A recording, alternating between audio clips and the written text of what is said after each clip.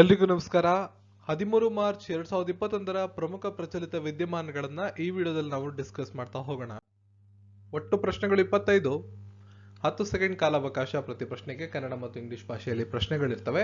ಕೆಲವೊಂದಿಷ್ಟು ಪ್ರಶ್ನೆಗಳಿಗೆ ಎಕ್ಸ್ಪ್ಲನೇಷನ್ ಕೂಡ ಇರುತ್ತೆ. ಉಳಿದಂತೆ ಆ ಪ್ರಶ್ನೆಗಳಿಗೆ ಸಂಬಂಧಪಟ್ಟ ಪ್ರಶ್ನೆಗಳನ್ನ ಕೇಳಲಾಗುತ್ತೆ.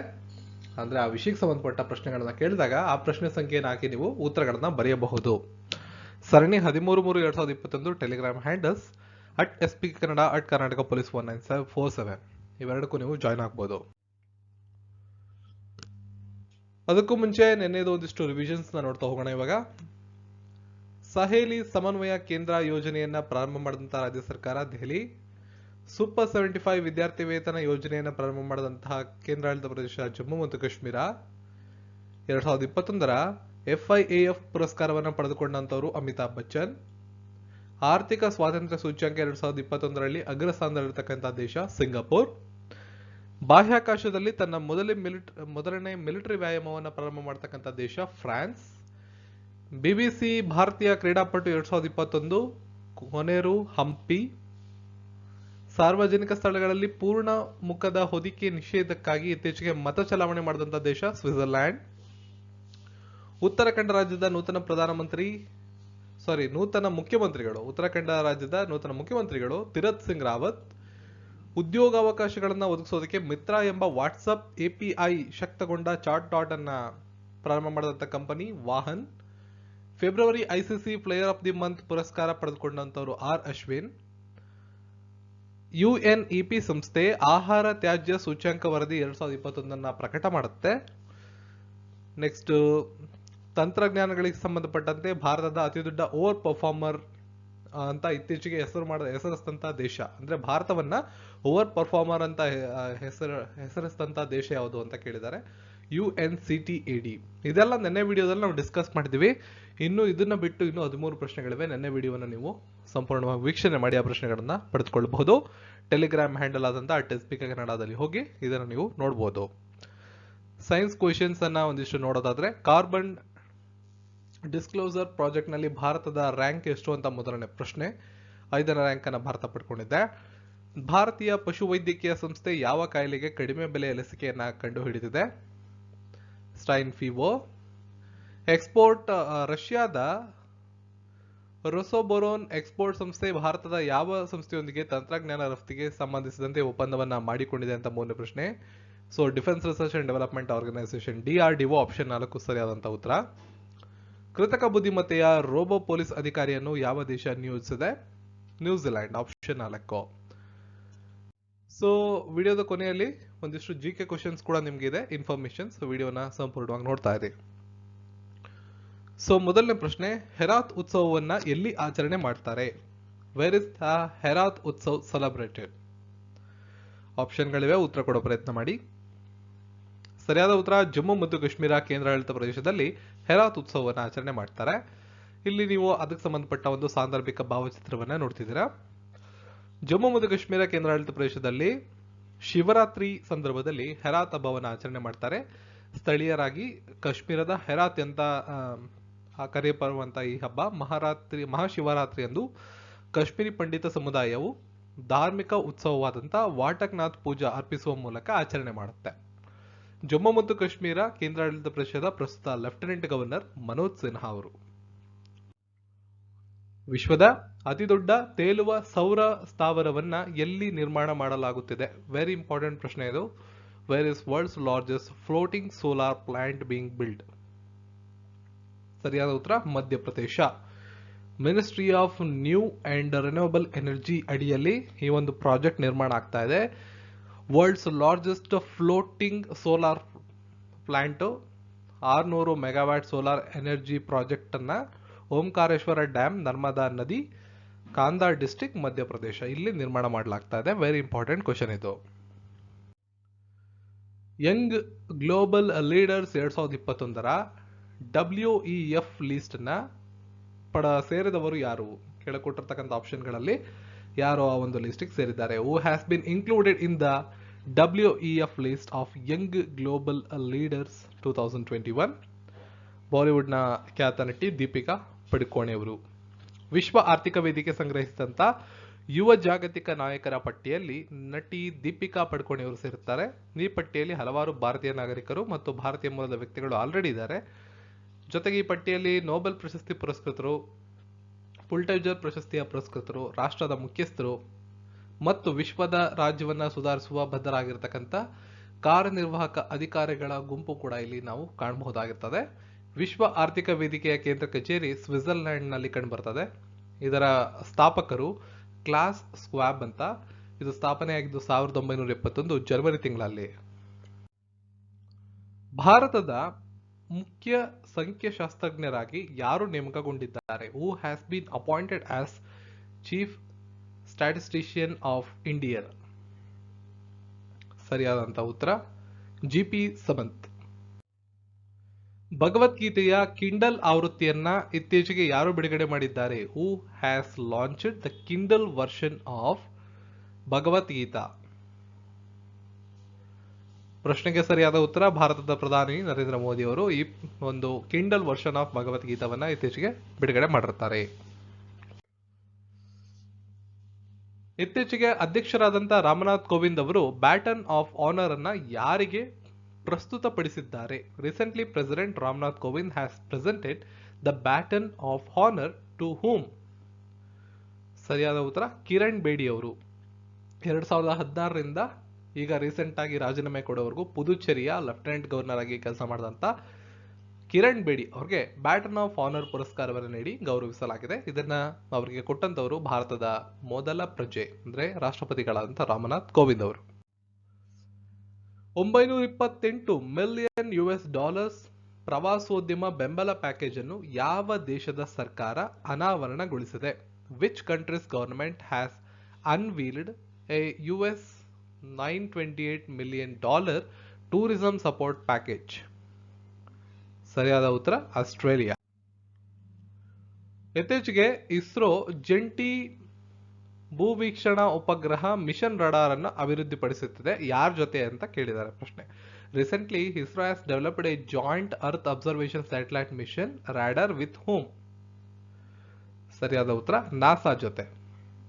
ಕಾಮೆಂಟ್ ಸೆಕ್ಷನ್ಗೆ ಹೋಗಿ ನಾಸಾದ ವಿಸ್ತೃತ ರೂಪ NASA ಇದರ ವಿಸ್ತೃತ ರೂಪವನ್ನ ಬರೆಯಿರಿ. ಆಜಾದಿ ಕಾ ಅಮೃತ್ ಮಹೋತ್ಸವವನ್ನು ಆಚರಿಸಲು ಯಾವ ರಾಜ್ಯ ಸರ್ಕಾರ 25 ಕೋಟಿ ರೂಪಾಯಿಗಳನ್ನು ಮಂಜೂರು ಮಾಡಿದೆ? Which state government has sanction 25 crore rupees for celebrating Azadi ka Amrit Mahotsav? ಸರಿಯಾದ ಉತ್ತರ Telangana.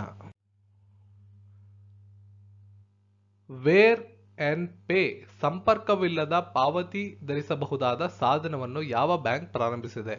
Which bank has launched wear and pay contactless payment wearable device? ಸರಿಯಾದ ಉತ್ತರ ಆಕ್ಸಿಸ್ ಬ್ಯಾಂಕ್. ನೀವಿಲ್ಲಿ ಚಿತ್ರದಲ್ಲಿ ಕಾಣಬಹುದು. ಈ ರೀತಿಯಾಗಿ ಅದನ್ನ ತೊಟ್ಟು ನಾವು ಪೇಮೆಂಟ್ ಕೂಡ ಮಾಡಬಹುದಾಗುತ್ತದೆ. ಒಂದು ವಾಚ್ ರೂಪದಲ್ಲಿ ಅದು ಇರುತ್ತದೆ. ನೆಕ್ಸ್ಟ್ IOCಯ ಅಧ್ಯಕ್ಷರಾಗಿ ಯಾರು ಮತ್ತೆ ಆಯ್ಕೆಯಾಗಿದ್ದಾರೆ? Who has been reelected as the president of IOC? ಪ್ರಶ್ನೆಗೆ ಸರಿಯಾದ ಉತ್ತರ ಥಾಮಸ್ ಬಾಚ್. ಈ ಒಂದು ಚಿತ್ರದಲ್ಲಿ ಅವರ ಭಾವಚಿತ್ರವನ್ನು ನೋಡ್ತಿರ್ತೀರ. ಥಾಮಸ್ ಬಾಚ್ ಅವರು IOCಯ ನೂತನ ಅಧ್ಯಕ್ಷರಾಗಿ ಅಂದ್ರೆ ಮತ್ತೆ ಮರು ಆಯ್ಕೆ ಆಗಿರ್ತಾರೆ. ಇತ್ತೀಚೆಗೆ ಯಾವ ದೇಶದ ಪ್ರಧಾನಿ ಹಮೀದ್ ಬಕಾಯೋಕೋ ನಿಧನರಾದರು? Recently the prime minister of which of the following country Hamed Bakayoko has passed away? ಸರಿಯಾದ ಉತ್ತರ ಐವರಿ ಕೋಸ್ಟ್. ಅವರ ಒಂದು ಚಿತ್ರವನ್ನು ನೀವಿಲ್ಲಿ ನೋಡಬಹುದು. ಇವರೇ ಹಮೀದ್ ಬಕಾಯೋಕೋ. ಸ್ಯಾಮ್ಸಂಗ್ ಇತ್ತೀಚೆಗೆ ನಾವೀನ್ಯತೆ ಪ್ರಯೋಗಾಲಯವನ್ನ ಎಲ್ಲಿ ಸ್ಥಾಪಿಸಿದೆ? Where has Samsung recently set up the innovation lab? ಪ್ರಶ್ನೆಗೆ ಸರಿಯಾದ ಉತ್ತರ ದೆಹಲಿ. ಮಹಿಳೆಯರಿಗೆ ಸ್ಟ್ಯಾಂಪ್ ಡ್ಯೂಟಿಯಲ್ಲಿ 1% ರಿಯಾಯಿತಿ ನೀಡಿದಂತ ರಾಜ್ಯ ಯಾವುದು? Which state government has given A concession of 1% in stamp duty for women? ಪ್ರಶ್ನೆಗೆ ಸರಿಯಾದಂತ ಉತ್ತರ ಮಹಾರಾಷ್ಟ್ರ. ಇತ್ತೀಚಿನ ವರದಿ ಪ್ರಕಾರ ಅತಿ ಹೆಚ್ಚು ಭಿಕ್ಷಕರು ಎಲ್ಲಿ ಕಂಡು ಬಂದಿದ್ದಾರೆ? According to the recent report, where is the highest number of beggars? ಸರಿಯಾದ ಉತ್ತರ ಪಶ್ಚಿಮ ಬಂಗಾಳ. ಸೊ ಇತ್ತೀಚೆಗೆ ಒಂದು ವರದಿ ಪ್ರಕಟ ಆಗುತ್ತೆ, ಅಲ್ಲಿ ಪಶ್ಚಿಮ ಬಂಗಾಳದಲ್ಲಿ ಅತಿ ಹೆಚ್ಚು ಭಿಕ್ಷಕರು ಕಂಡು ಬರ್ತಾರೆ. ಭಾರತದಲ್ಲಿ 4 ಲಕ್ಷಕ್ಕೂ ಹೆಚ್ಚು ಭಿಕ್ಷಕರು ಇರ್ತಾರೆ. ಪ್ರಸ್ತುತ ಇರತಕ್ಕಂಥ ಅಂಕಿಅಂಶಗಳ ಪ್ರಕಾರ ಇಲ್ಲಿ ನಾವು ಹೇಳ್ತಿರತಕ್ಕಂಥದ್ದು 4 ಲಕ್ಷ ಅದಕ್ಕೂ ಅಧಿಕವಾದಂಥ ಭಿಕ್ಷಕರು ಇರ್ತಾರೆ. ಆ ಪೈಕಿ 81,244 ಭಿಕ್ಷಕರನ್ನ ಪಶ್ಚಿಮ ಬಂಗಾಳದಲ್ಲಿ ನಾವು ಕಾಣ್ತೀವಿ. ಹಾಗಾಗಿ ಆ ಒಂದು ರಾಜ್ಯ ಭಿಕ್ಷಕರನ್ನ ಹೊಂದಿರತಕ್ಕಂಥ ಪಟ್ಟಿಯಲ್ಲಿ ಅಗ್ರಸ್ಥಾನದಲ್ಲಿದೆ. 2011 ಜನಗಣತಿ ಪ್ರಕಾರ ದೇಶದಲ್ಲಿ 4,13,670 ಭಿಕ್ಷಕರಿದ್ದರು ಅಂತ ಕೇಂದ್ರ ಸಾಮಾಜಿಕ ನ್ಯಾಯ ಸಚಿವರಾದಂಥ ತಾಮರ್ ಚಂದ್ ಗೆಹ್ಲೋಟ್ ಅವರು ತಿಳಿಸಿರ್ತಾರೆ. ನೋಡಿ, ಈ ಅಂಕಿಅಂಶ ಇದೆಯಲ್ಲ, ಇದು 2011 ಜನಗಣತಿ ಆಧಾರದ ಮೇಲೆ, ಸರಿನಾ? ಈಗ ಹೇಳೋದು ರೀಸೆಂಟ್ ಆಗಿ ಇರತಕ್ಕಂಥ ಒಂದು ಆಧಾರದ ಮೇಲೆ ಹೇಳಿರ್ತಾರೆ. ಸೊ ಪಶ್ಚಿಮ ಬಂಗಾಳದಲ್ಲಿ 81,224, ನೆಕ್ಸ್ಟ್ ಉತ್ತರ ಪ್ರದೇಶದಲ್ಲಿ 65,835, ಆಂಧ್ರದಲ್ಲಿ 30,218 ಮೂರನೇ ಸ್ಥಾನ, ಬಿಹಾರ 4ನೇ ಸ್ಥಾನ 29,723 ಮತ್ತು ಮಧ್ಯಪ್ರದೇಶ 5, ರಾಜಸ್ಥಾನ 6, ದೆಹಲಿ 7, ಚಂಡೀಗಢ 121, 8. ಸೊ ಈ ರೀತಿಯಾದಂಥ ಮಾಹಿತಿಯನ್ನು ಇವಾಗ ರೀಸೆಂಟ್ ಆಗಿ ನಾವು ನೋಡಿರ್ತೇವೆ. ನೆಕ್ಸ್ಟ್ IDC ಇತ್ತೀಚಿನ ವರದಿ ಪ್ರಕಾರ ಧರಿಸಬಹುದಾದ ಮಾರುಕಟ್ಟೆಯಲ್ಲಿ 3 ಅಂಕಿಯ ಬೆಳವಣಿಗೆಯನ್ನು ದಾಖಲಿಸಿದ ಏಕೈಕ ದೇಶ ಯಾವುದು? Which is the only country to register a 3-digit growth in the wearable market as per the recent report of IDC? ಸರಿಯಾದ ಉತ್ತರ ಭಾರತ. ವಿಶ್ವ ಆಹಾರ ಬೆಲೆ ಸೂಚ್ಯಂಕವನ್ನ ಯಾವ ಸಂಸ್ಥೆ ಬಿಡುಗಡೆ ಮಾಡುತ್ತದೆ? Which organization releases the World Food Price Index? ಪ್ರಶ್ನೆಗೆ ಸರಿಯಾದ ಉತ್ತರ FAO, food and agriculture organisation, ಆಹಾರ ಮತ್ತು ಕೃಷಿ ಸಂಸ್ಥೆ ಅಂತ ಕರಿತೀವಿ. Food and agriculture organisation of United Nations is a specialised agency of the United Nations that leads international efforts to defeat hunger and improve nutrition and food security. ಇದು ಸ್ಥಾಪನೆಯಾಗಿದ್ದು 1945 October 16ರಂದು ಕೆನಡಾದಲ್ಲಿ. Head quarters ಅಂದ್ರೆ ಕೇಂದ್ರ ಕಚೇರಿ ಪ್ರಸ್ತುತವಾಗಿ FAOದು ಇರತಕ್ಕಂಥದ್ದು Italy ದೇಶದ Rome ಅಲ್ಲಿ. ಇಷ್ಟು ನಿಮಗೆ ಗೊತ್ತಿರಲಿ.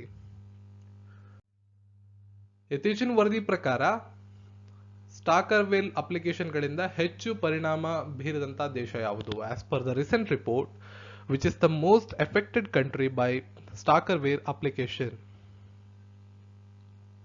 ಸರಿಯಾದ ಉತ್ತರ Russia.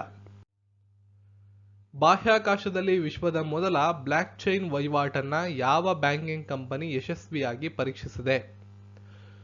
Which banking company has successfully tested world's first blockchain transaction in space? JP Morgan company. JP Morgan ಕಂಪನಿಯವರು ಸ್ಪೇಸ್ ಅಲ್ಲಿ ಬ್ಲಾಕ್ ಚೈನ್ ಟ್ರಾನ್ಸಾಕ್ಷನ್ ಸಕ್ಸಸ್ಫುಲಿ ಮಾಡಿದಂತಹ ಬ್ಯಾಂಕಿಂಗ್ ಕಂಪನಿ ಆಗಿರ್ತಾರೆ. ಇತ್ತೀಚೆಗೆ ಪತ್ತೆಯಾದಂತಹ ಬಾಹ್ಯಾಕಾಶ ಚಂಡಮಾರುತ ಭೂಮಿಯ ಯಾವ ಭಾಗದಲ್ಲಿ ಪತ್ತೆಯಾಗಿದೆ? The space hurricane which was discovered recently was spotted in which region of the earth? ಸರಿಯಾದ ಉತ್ತರ ಉತ್ತರ ಧ್ರುವದಲ್ಲಿ. ಯಾವ ಆಯೋಗವು ಡಿಜಿಟಲ್ ಗ್ರೀನ್ ಪಾಸ್ ಅನ್ನ ಪರಿಚಯಿಸಲಿದೆ? Which commission is going to introduce a digital green pass? ಪ್ರಶ್ನೆಗೆ ಸರಿಯಾದ ಉತ್ತರ European commission. Nagarhole tiger reserve ಭಾರತದ ಯಾವ ರಾಜ್ಯದಲ್ಲಿ ಕಂಡುಬರುತ್ತದೆ? Nagarhole tiger reserve is situated in which Indian state? ಪ್ರಶ್ನೆಗೆ ಸರಿಯಾದ ಉತ್ತರ ಕರ್ನಾಟಕದಲ್ಲಿ ಕಂಡು ಬರುತ್ತದೆ. ಲೊಕೇಶನ್ ಅನ್ನು ನೀವು ನೋಡ್ತಿದ್ದೀರಾ, ಕಾಮೆಂಟ್ ಸೆಕ್ಷನ್ಗೆ ಹೋಗಿ ನಾಗರಹೊಳೆ ಕರ್ನಾಟಕದ ಯಾವ ಜಿಲ್ಲೆಯಲ್ಲಿ ಕಂಡು ಬರುತ್ತೆ ಅಂತ ಕಾಮೆಂಟ್ ಮಾಡಿ. ನಾಗರಹೊಳೆ ಟೈಗರ್ ರಿಸರ್ವ್ ಕರ್ನಾಟಕದ ಯಾವ ಜಿಲ್ಲೆಯಲ್ಲಿ ಕಂಡು ಬರುತ್ತದೆ? ಕ್ಯಾರಿಕಮ್ನ ಕೇಂದ್ರ ಕಚೇರಿ ಎಲ್ಲಿದೆ? Where is the headquarters of CARICOM? So ಉತ್ತರವನ್ನು ಕೊಡೋ ಪ್ರಯತ್ನ ಮಾಡ್ಬೋದು ನೀವು. ಪ್ರಶ್ನೆಗೆ ಸರಿಯಾದಂತ ಉತ್ತರ ಗಯಾನಾದಲ್ಲಿ ಕಂಡುಬರ್ತದೆ. ಕ್ಯಾರಿಕಮ್ ಅಂದ್ರೆ ಕೆರೆಬಿಯನ್ ಕಮ್ಯುನಿಟಿ ಅಂತ. ಕೆರೆಬಿಯನ್ ಕಮ್ಯುನಿಟಿಯನ್ನ ಕ್ಯಾರಿಕಮ್ ಅಂತ ಶಾರ್ಟ್ ಆಗಿ ಕರೀತಾರೆ. ಇದರ ಹೆಡ್ ಕ್ವಾರ್ಟರ್ಸ್ ಗಯಾನಾ, ಸೌತ್ ಅಮೆರಿಕಾದ ಗಯಾನಾದಲ್ಲಿ ಕಂಡುಬರ್ತದೆ. ಇಲ್ಲಿ ಒಂದು ಸಣ್ಣ ಭಾವಚಿತ್ರವನ್ನು ನೀವು ನೋಡಬಹುದು. ಒಪೆಲಿಪ್ ಬುಡಕಟ್ಟು ಜೀವನೋಪಾಯ ಅಭಿವೃದ್ಧಿ ಕಾರ್ಯಕ್ರಮಕ್ಕೆ ಯಾವ ಸಂಸ್ಥೆಯಿಂದ ಹಣವನ್ನು ನೀಡಲಾಗುತ್ತದೆ? OPELIP a tribute a tribal livelihood development programme is funded by which organization? ಸರಿಯಾದ ಉತ್ತರ IFAD. IFAD ಅಂದ್ರೆ international fund for agricultural development ಅಂತ. ಜೊತೆಗೆ ಒಪಿಲಿಪ್ ಅಂದ್ರೆ ಏನು ಅಂತ ನೋಡ್ಕೊಳ್ಳಿ. Odisha particularly vulnerable tribal groups empowerment and livelihood improvement programme ಅಂತ ಕರೀತಾರೆ. ಇದು ತುಂಬಾ ಇಂಪಾರ್ಟೆಂಟ್, ಮುಂಬರುವ ಪರೀಕ್ಷೆಗಳಲ್ಲಿ ನಿಮಗೆ ಕೇಳೋ ಸಾಧ್ಯತೆಗಳಿರ್ತವೆ. ಒಪಿಲಿಪ್ ಅಂದ್ರೆ ಏನು ಅಂತ ಗೊತ್ತಿರಬೇಕು. ಈ ಒಂದು ಪ್ರೋಗ್ರಾಮ್ನ ಫಂಡ್ ಮಾಡ್ತಿರ್ತಕ್ಕಂಥ ಸಂಸ್ಥೆ IFAD, international fund for agriculture development. ಸಾಮರ್ಥ್ಯ ವೃದ್ಧಿ ಮತ್ತು ಸುಧಾರಿತ ಕೃಷಿ ಪದ್ಧತಿಗಳ ಮೂಲಕ ಜೀವನ ಪರಿಸ್ಥಿತಿಗಳನ್ನು ಸುಧಾರಿಸುವುದು, ವಿಶೇಷವಾಗಿ ದುರ್ಬಲ ಬುಡಕಟ್ಟು ಗುಂಪುಗಳ ಬಡತನವನ್ನ ಕಡಿಮೆ ಮಾಡುವಂತಹ ಉದ್ದೇಶವನ್ನ ಇದು ಹೊಂದಿರುತ್ತೆ. ಸ್ಪೇನ್ನಲ್ಲಿ ನಡೆದಂತಹ 2021ರ ಬಾಕಮ್ ಅಂತಾರಾಷ್ಟ್ರೀಯ ಪಂದ್ಯಾವಳಿಯಲ್ಲಿ ಭಾರತಕ್ಕೆ ಏಕೈಕ ಚಿನ್ನವನ್ನು ಗೆದ್ದಂತಹ ಭಾರತೀಯ ಬಾಕ್ಸರ್ನ ಹೆಸರೇನು? Who is the only Indian boxer to win the gold medal for India at 2021 Boxam international tournament in Spain? ಸರಿಯಾದ ಉತ್ತರ ಮನೀಶ್ ಕೌಶಿಕ್. ಇಲ್ಲಿ ಅವರ ಭಾವಚಿತ್ರವನ್ನ ನೋಡ್ತಿದ್ದೀರಾ. ಮನೀಶ್ ಕೌಶಿಕ್ ಅವರು ಸ್ಪೇನ್ನಲ್ಲಿ ನಡೆದಂತ ಬಾಕ್ಸಮ್ ಅಂತಾರಾಷ್ಟ್ರೀಯ ಪಂದ್ಯಾವಳಿಯಲ್ಲಿ ಭಾರತಕ್ಕೆ ಚಿನ್ನವನ್ನು ತಂದುಕೊಂಡಂತ ಏಕೈಕ ಬಾಕ್ಸರ್. ಸೊ ಈಗ ಕೆಲವೊಂದಿಷ್ಟು GK ಪಾಯಿಂಟ್ಸ್ ಗಳನ್ನ ನೋಡ್ತಾ ಹೋಗೋಣ. ಮೊದಲನೇದಾಗಿ, ಈ ವರ್ಷದಲ್ಲಿ ಬಹಳ ಇಂಪಾರ್ಟೆಂಟ್ ಅನಿಸ್ತಕ್ಕಂಥ ಅಂತಾರಾಷ್ಟ್ರೀಯ ಸಂಸ್ಥೆಗಳು ಮತ್ತು ವರದಿಗಳು ರೀಸೆಂಟ್ ಆಗಿ ರಿಲೀಸ್ ಆಗ್ತಿರ್ತವೆ. ನಿಮ್ಗೆ ಇದ್ದಾಗೆ ಈ ಒಂದು ವಿಡಿಯೋದಲ್ಲಿ ನಾನು ನಿಮ್ಗೆ ಯಾವ ಒಂದು ಸಂಸ್ಥೆಗಳು ಯಾವ ಒಂದು ವರದಿಗಳನ್ನ ಬಿಡುಗಡೆ ಮಾಡ್ತೇವೆ ಅಂತ ತಿಳಿಸ್ಕೊಡ್ತೀನಿ. ಮೊದಲನೇದಾಗಿ ವಿಶ್ವ ಆರ್ಥಿಕ ವೇದಿಕೆ ಅಂದ್ರೆ ವರ್ಲ್ಡ್ ಎಕನಾಮಿಕ್ ಫಾರ್ಮ್, WEF ಅಂತ ಕೇಳಿರ್ತೀರಾ. ಅವರು ಬಿಡುಗಡೆ ಮಾಡ್ತಕ್ಕಂಥ ವರದಿಗಳು ಯಾವ್ಯಾವು ಅಂತ ನೀವು ನೋಡ್ಕೊಳ್ಳಿ. ಇಲ್ಲಿ ಗ್ಲೋಬಲ್ ಎನ್ವೈರನ್ಮೆಂಟ್ ಇಂಡೆಕ್ಸ್ ಮೊದಲನೇದು, human capital index, inclusive growth and development index, global gender gap index, global risk index, global Infotech report, travel and tourism, global competitiveness report, enabling trade report, world power language index, global energy architect performance index. ಇಷ್ಟನ್ನು ಕೂಡ world economic form, ವಿಶ್ವ ಆರ್ಥಿಕ ವೇದಿಕೆಯವರು ಬಿಡುಗಡೆ ಮಾಡ್ತಾರೆ. ಮುಂದೆ ಯಾವುದೇ competitive exams ಅಲ್ಲಿ ಇದಕ್ಕೆ ಸಂಬಂಧಪಟ್ಟಂಗೆ ಯಾವುದೇ ಪ್ರಶ್ನೆ ಬಂದ್ರು, ಯಾವ ಒಂದು ಸಂಸ್ಥೆ ಇದನ್ನ ಈ ಒಂದು ವರದಿಯನ್ನು ಬಿಡುಗಡೆ ಮಾಡುತ್ತೆ ಅಂತ ಕೇಳಿದ್ರು ಸುಲಭವಾಗಿ ಉತ್ತರವನ್ನು ನೀವು ಬರಿಬಹುದಾಗಿರ್ತದೆ. ಮುಂದೆ ನೋಡಿ, ವರ್ಲ್ಡ್ ಬ್ಯಾಂಕ್, ವಿಶ್ವ ಬ್ಯಾಂಕ್ ಅವರು ರಿಲೀಸ್ ಮಾಡ್ತಕ್ಕಂಥ 5 ರಿಪೋರ್ಟ್ಗಳು. ಈಸ್ ಆಫ್ ಡೂಯಿಂಗ್ ಬಿಸಿನೆಸ್ ಮೊದಲನೇದು, ಈಸ್ ಆಫ್ ಡೂಯಿಂಗ್ ಬಿಸಿನೆಸ್ ನ ರಿಲೀಸ್ ಮಾಡ್ತಾರೆ. ನೆಕ್ಸ್ಟ್ ವರ್ಲ್ಡ್ ಡೆವಲಪ್ಮೆಂಟ್ ರಿಪೋರ್ಟ್ ಅನ್ನ ರಿಲೀಸ್ ಮಾಡ್ತಾರೆ. Next easy of living index ಅನ್ನ ರಿಲೀಸ್ ಮಾಡ್ತಾರೆ. ಯೂನಿವರ್ಸಲ್ ಹೆಲ್ತ್ ಕವರೇಜ್ ಇಂಡೆಕ್ಸ್ ಅನ್ನ ರಿಲೀಸ್ ಮಾಡ್ತಾರೆ. Logistics performance index. ಈ 5 ಕೂಡ ವರ್ಲ್ಡ್ ಬ್ಯಾಂಕ್, ವಿಶ್ವ ಬ್ಯಾಂಕ್ ಅವರು ರಿಲೀಸ್ ಮಾಡ್ತಕ್ಕಂಥ ಇಂಡೆಕ್ಸ್ ಗಳಾಗಿರ್ತವೆ. ನೆಕ್ಸ್ಟ್ ವಿಶ್ವ ಆರೋಗ್ಯ ಸಂಸ್ಥೆ, ವರ್ಲ್ಡ್ ಹೆಲ್ತ್ ಆರ್ಗನೈಸೇಷನ್ ಅಂತ ಕರಿತೀವಿ, WHO. WHO ಅವರು ವರ್ಲ್ಡ್ ಹೆಲ್ತ್ ಸ್ಟ್ಯಾಟಿಕ್ಸ್ ಅನ್ನ ಬಿಡುಗಡೆ ಮಾಡ್ತಾರೆ. ಆಂಬಿಡಿಯಂಟ್ ಏರ್ ಪೊಲ್ಯೂಷನ್ ರಿಪೋರ್ಟ್ ಅನ್ನ ಬಿಡುಗಡೆ ಮಾಡ್ತಾರೆ. World tuberculosis report, TB report ಅಂತ ಕರಿತೀವಿ, ಅದನ್ನ ರಿಲೀಸ್ ಮಾಡ್ತಾರೆ. ವರ್ಲ್ಡ್ TB ರಿಪೋರ್ಟ್ ಅನ್ನ ರಿಲೀಸ್ ಮಾಡ್ತಾರೆ. ನೆಕ್ಸ್ಟ್ ಗ್ಲೋಬಲ್ ನ್ಯೂಟ್ರಿಷನ್ ರಿಪೋರ್ಟ್, ಅದಾದ್ಮೇಲೆ ವರ್ಲ್ಡ್ ಹೆಲ್ತ್ ರಿಪೋರ್ಟ್. ಈ 5 ಕೂಡ WHO ಅವರು ರಿಲೀಸ್ ಮಾಡ್ತಾರೆ. Next IMF, international monitoring fund, ಬಹಳ important. Global financial stability report ಅನ್ನ ರಿಲೀಸ್ ಮಾಡ್ತಾರೆ. ವರ್ಲ್ಡ್ ಎಕನಾಮಿಕ್ ಔಟ್ಲುಕ್ ಅನ್ನ ರಿಲೀಸ್ ಮಾಡ್ತಾರೆ. ನೆಕ್ಸ್ಟ್ ಫಿಸ್ಕಾಲ್ ಮಾನಿಟರ್ ನ ಕೂಡ ಇವರು ರಿಲೀಸ್ ಮಾಡ್ತಾರೆ. ಇವು 3 IMF ಗೆ ಸಂಬಂಧಪಟ್ಟಿರ್ತಕ್ಕಂಥ ವರದಿಗಳು. ನೆಕ್ಸ್ಟ್ UNDP, ವೆರಿ ಇಂಪಾರ್ಟೆಂಟ್, ತುಂಬಾ ಎಕ್ಸಾಮ್ಸ್ ಅಲ್ಲಿ ಕೇಳಿದ್ದಾರೆ. ಯುನೈಟೆಡ್ ನೇಷನ್ಸ್ ಡೆವಲಪ್ಮೆಂಟ್ ಪ್ರೋಗ್ರಾಮ್ ಅಂತ ಕರೀತಾರೆ. ಜೆಂಡರ್ ಇನ್ಇಕ್ವಾಲಿಟಿ ಇಂಡೆಕ್ಸ್, ಇವರು ರಿಲೀಸ್ ಮಾಡ್ತಕ್ಕಂಥ ವರದಿಗಳು. Gender inequality index, human development index, very important, ಬಹಳ ಎಕ್ಸಾಮ್ಸ್ ಗಳಲ್ಲಿ ಆಲ್ರೆಡಿ ಇದ್ರ ಬಗ್ಗೆ ಕೇಳಿದ್ದಾರೆ. ಹ್ಯೂಮನ್ ಡೆವಲಪ್ಮೆಂಟ್ ಇಂಡೆಕ್ಸ್, ಮಾನವ ಅಭಿವೃದ್ಧಿ ಸೂಚ್ಯಂಕ ಅಂತ ಕರಿತೀವಿ, ಬಹಳಷ್ಟು ಪರೀಕ್ಷೆಗಳಲ್ಲಿ ಕೇಳಿದ್ದಾರೆ. ಇದನ್ನ UNDP ಅವರು ರಿಲೀಸ್ ಮಾಡ್ತಾರೆ. ಸಸ್ಟೈನಬಲ್ ಡೆವಲಪ್ಮೆಂಟ್ ಗೋಲ್, ಅದಾದ್ಮೇಲೆ ಮಲ್ಟಿ ಡೈಮೆನ್ಷನಲ್ ಪಾವರ್ಟಿ ಇಂಡೆಕ್ಸ್, ಇವು 4 ಕೂಡ UNDP ಅವರು ರಿಲೀಸ್ ಮಾಡ್ತಾರೆ. ನೆಕ್ಸ್ಟ್ ನೋಡಿ, UNEP ಅಂತ ಬರುತ್ತೆ, ಯುನೈಟೆಡ್ ನೇಷನ್ಸ್ ಎನ್ವೈರನ್ಮೆಂಟ್ ಪ್ರೋಗ್ರಾಮ್ ಅಂತ. ಅದು ಡೆವಲಪ್ಮೆಂಟ್ ಪ್ರೋಗ್ರಾಮ್, ಇದು ಎನ್ವೈರನ್ಮೆಂಟ್ ಪ್ರೋಗ್ರಾಮ್, ಒಂದು ಆಲ್ಫಾಬೆಟ್ ಚೇಂಜ್. ಇವರು ಒಟ್ಟು 6 ವರದಿಗಳನ್ನ ಬಿಡುಗಡೆ ಮಾಡ್ತಾರೆ. Action on air quality, global environment outlook, emission gap report, UN habitat, world cities report, habitat commitment index. ಅದರಲ್ಲಿ ವರ್ಲ್ಡ್ ಸಿಟೀಸ್ ರಿಪೋರ್ಟ್ ಇದೆಯಲ್ಲ ಬಹಳ ಇಂಪಾರ್ಟೆಂಟು, ಮತ್ತೆ ಗ್ಲೋಬಲ್ ಎನ್ವೈರನ್ಮೆಂಟಲ್ ಔಟ್ಲುಕ್ ಇದೆಯಲ್ಲ ಇದು ತುಂಬಾ ಇಂಪಾರ್ಟೆಂಟ್. ಇವೆರಡರ ಜೊತೆ ಉಳಿದಂತ 4 ನೋಡ್ಕೊಳ್ಳಿ. ಇವೆಲ್ಲ UNEP ಅವರು, UNDP ಅಲ್ಲ, UNEP. UNDP ಅಂದ್ರೆ ಡೆವಲಪ್ಮೆಂಟ್ ಪ್ರೋಗ್ರಾಮ್, ಅವ್ರದ್ದು 5 ಬರ್ತದೆ. UNEP 6 ಬರ್ತದೆ. ಇದು ಎನ್ವೈರನ್ಮೆಂಟಲ್ ಪ್ರೋಗ್ರಾಮ್. ಇವಿಷ್ಟು ಕೂಡ ನಮ್ಮ ವಿಶ್ವದಲ್ಲಿರ್ತಕ್ಕಂಥ ತುಂಬಾ ಪ್ರಮುಖವಾದಂತಹ ಸಂಸ್ಥೆಗಳು ಮತ್ತು ಅವು ಪ್ರಕಟ ಮಾಡತಕ್ಕಂಥ ವರದಿಗಳಾಗಿರ್ತವೆ. ಮುಂಬರುವ ಸ್ಪರ್ಧಾತ್ಮಕ ಪರೀಕ್ಷೆಗೆ ತುಂಬಾ ಅನುಕೂಲ ಆಗುತ್ತೆ. ತಪ್ಪದೆ ಒಂದ್ಸಲ ರಿವಿಷನ್ ಮಾಡ್ಕೊಳ್ಳಿ. ನೆನ್ನೆ ಪ್ರಶ್ನೆ, democracy to dynasty to democracy, the untold story of Smriti Irani ಸ್ಟ್ರೈಫೈಟ್. ಈ ಪುಸ್ತಕದ ಲೇಖಕರು ಯಾರು ಅಂತ ಕೇಳಿದ್ದೆ. ಸೊ ಎಲ್ಲರೂ ಸರಿಯಾದಂಥ ಉತ್ತರ ಕೊಟ್ಟಿದ್ದೀರಾ. ಕಮೆಂಟ್ ಮಾಡಿದವರು ಎಲ್ಲ ಕಾಮೆಂಟ್ಗಳನ್ನು ನಾನು ನೋಡಿದ್ದೀನಿ. ಆಪ್ಷನ್ 1 ಅನಂತ ವಿಜಯ್ ಈ ಒಂದು ಪುಸ್ತಕದ ಲೇಖಕರಾಗಿರ್ತಾರೆ. ಉತ್ತರ ಕೊಟ್ಟಂತ ಎಲ್ರಿಗೂ ಧನ್ಯವಾದಗಳು. ಇವತ್ತಿನ ಪ್ರಶ್ನೆ, ಮಹಿಳಾ ಉದ್ಯಮಿಗಳನ್ನ ಬೆಂಬಲಿಸಬೇಕು ಅಂತ ಹೇಳಿ ಸ್ಮಾರ್ಟ್ ಆಫ್ ಉನ್ನತಿ ಅನ್ನೋ ಒಂದು ನೂತನ ಅಭಿಯಾನವನ್ನ ಅಥವಾ ಮಾರ್ಗದರ್ಶನ ಕಾರ್ಯಕ್ರಮವನ್ನ ಪ್ರಾರಂಭ ಮಾಡಿದಂತ ಬ್ಯಾಂಕ್ ಯಾವುದು? ICICI, Yes Bank, HDFC, Axis. ಇವು 4ರಲ್ಲಿ ಯಾವ ಬ್ಯಾಂಕ್ ಈ ಒಂದು ಸ್ಮಾರ್ಟ್ ಆಫ್ ಉನ್ನತಿ ಅನ್ನೋ ಒಂದು ಸ್ಕೀಮ್ ಅನ್ನ ಪ್ರಾರಂಭ ಮಾಡಿದೆ? ಕಾಮೆಂಟ್ ಸೆಕ್ಷನ್ ಅಲ್ಲಿ ಹೋಗಿ ನಿಮ್ಮ ಉತ್ತರವನ್ನ ಕಾಮೆಂಟ್ ಮಾಡಬಹುದು. ಈ ವಿಡಿಯೋ ನಿಮ್ಗೆ ಏನಾದ್ರು ಇಷ್ಟ ಆಗಿದ್ರೆ ವಿಡಿಯೋನ ಲೈಕ್ ಮಾಡಿ, ಚಾನಲ್ನ ಸಬ್ಸ್ಕ್ರೈಬ್ ಮಾಡಿ, ಬೆಲ್ ಐಕನ್ ಕ್ಲಿಕ್ ಮಾಡಿ ಆಲ್ ಅಂತ ಸೆಲೆಕ್ಟ್ ಮಾಡ್ಕೊಂಡ್ರೆ ನಾವು ಯಾವುದೇ ವಿಡಿಯೋ ಅಪ್ಲೋಡ್ ಮಾಡಿದ್ರೆ ಅದರ ನೋಟಿಫಿಕೇಶನ್ ನಿಮಗೆ ಸಿಗ್ತಿರುತ್ತೆ. ಜೊತೆಗೆ ಉಪಯುಕ್ತ ಅಂತ ನಿಮ್ಗೆ ಅನ್ಸಿದ್ರೆ ನಿಮ್ಮ ಸ್ನೇಹಿತರ ಜೊತೆ ವಾಟ್ಸಪ್ ಗ್ರೂಪ್ಗಳಲ್ಲೂ, ಟೆಲಿಗ್ರಾಮ್ ಮತ್ತು ವಾಟ್ಸಪ್ ಗ್ರೂಪ್ಗಳಲ್ಲಿ ಶೇರ್ ಮಾಡೋದನ್ನ ಮರಿಬೇಡಿ. ಸಿಗೋಣ ಮತ್ತೊಂದು ವಿಡಿಯೋ. ಎಲ್ರಿಗೂ ಧನ್ಯವಾದಗಳು.